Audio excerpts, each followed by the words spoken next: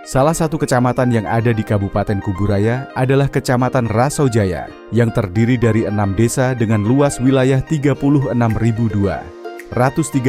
hektar dan memiliki penduduk sebanyak 27.790 jiwa. Satu dari 6 desa di Kecamatan Rasaujaya adalah Desa Rasaujaya 3. Desa Rasaujaya 3 mempunyai luas wilayah 3.586 hektar dengan jumlah penduduk 5.079 jiwa. Sebagian besar penduduk Desa Rasaujaya 3 berprofesi sebagai petani. Lahan pertanian yang digunakan masyarakat di Desa Rasaujaya 3 didominasi oleh lahan pasang surut seluas 357,34 hektar.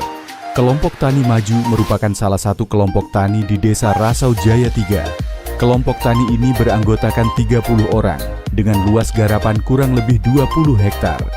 Lahan pertanian yang dimiliki kelompok Tani Maju tergolong lahan sulfat masam merupakan lahan suboptimal dengan produktivitas tanah sangat rendah karena karakteristik sifat kimia tanah kurang mendukung pertumbuhan tanaman. Arang kompos bioaktif Arkoba dapat berperan sebagai amandemen tanah sulfat masam.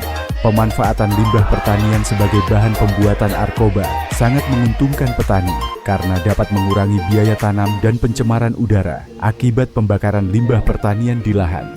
Dari hasil studi lapangan diperoleh informasi bahwa tingkat pengetahuan dan keterampilan petani dalam pengolahan limbah panen menjadi pupuk organik Arkoba sangat kurang.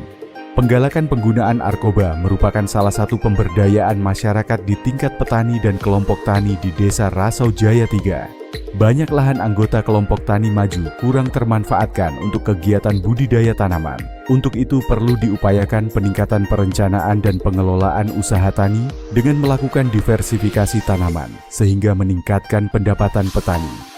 Pembudidayaan edamame oleh kelompok Tani Maju mengingat peluang pasar yang besar dapat memanfaatkan lahan-lahan yang tidak produktif menjadi lahan yang produktif untuk meningkatkan pendapatan anggota kelompok Tani Maju. Saya Susanto, saya dari kelompok Tani Maju. Saya sebagai ketua kelompok. Ini adanya kedatangan Bapak Ir Agus Suyanto,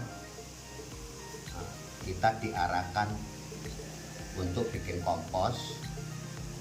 Yang pertama kita bikin arang sekam.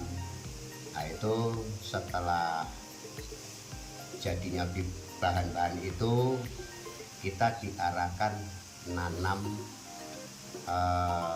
edamame, Pak. Kedelai yang besar itu. Saya pun nggak pernah ngerti, Pak. Baru sekali itu saya ngerti namanya edamame itu kayak apa. Oh, ternyata sekali tanya sama kawan katanya kedelai Jepang. Nah, itulah yang kita tanam.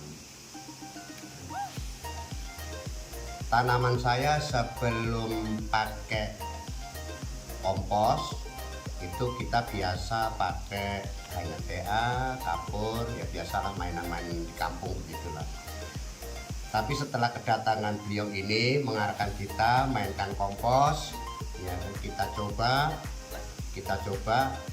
akhirnya memang pertumbuhannya di masa-masa pertumbuhan itu lebih bagus daripada yang sebelumnya atau sebelum dikasih kompos. Kelanjutannya setelah itu, karena kita itu merasa nyaman pakai pupuk itu, merasa enak pakai pupuk itu, maksudnya enaknya itu bukan enak apa, pertama dari segi biaya kita ada penghematan dari biaya, terus ke lahan ada pengaruhnya juga. Masalahnya saya selama ini tani di kampung ini udah ada belasan tahun, Mbak, tani, tapi tanah saya makin lama makin mengering, jadi tanahnya itu makin mengeras, makin mati. Ditanami pun agak sulit, bukan gak hidup Pak, tapi pertumbuhannya nggak kayak yang dikasih kompos ini.